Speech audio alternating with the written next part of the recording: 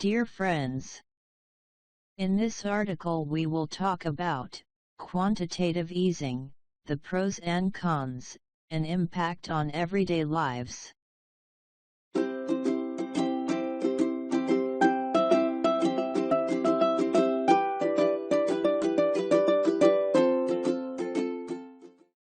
What is quantitative easing?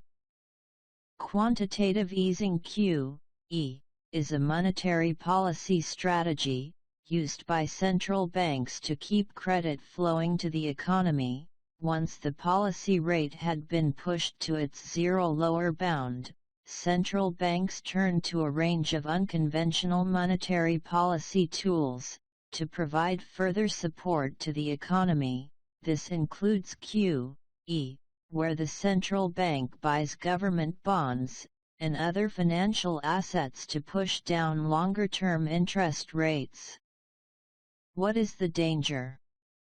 Although QE can help stimulate economic growth, there are dangers associated with it.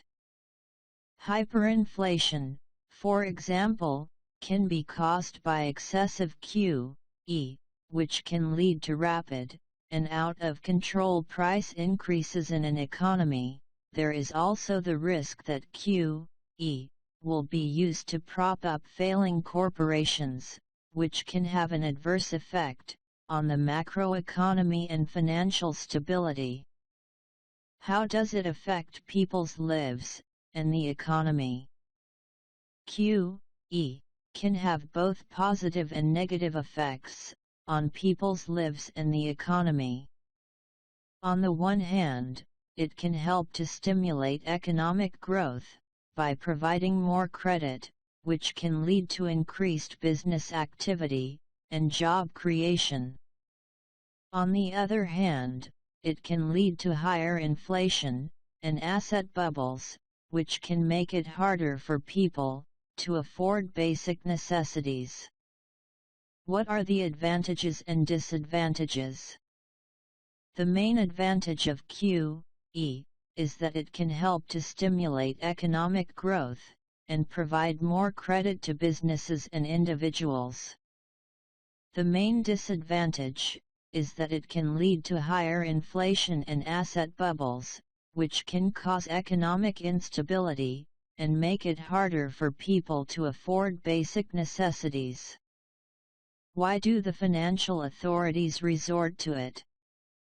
Financial authorities resort to QE when other monetary policy tools have been exhausted.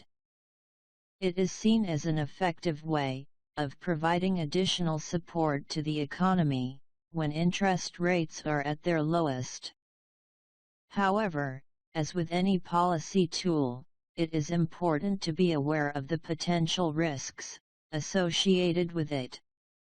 Dears, this is what I wanted to tell you about quantitative easing, the pros and cons.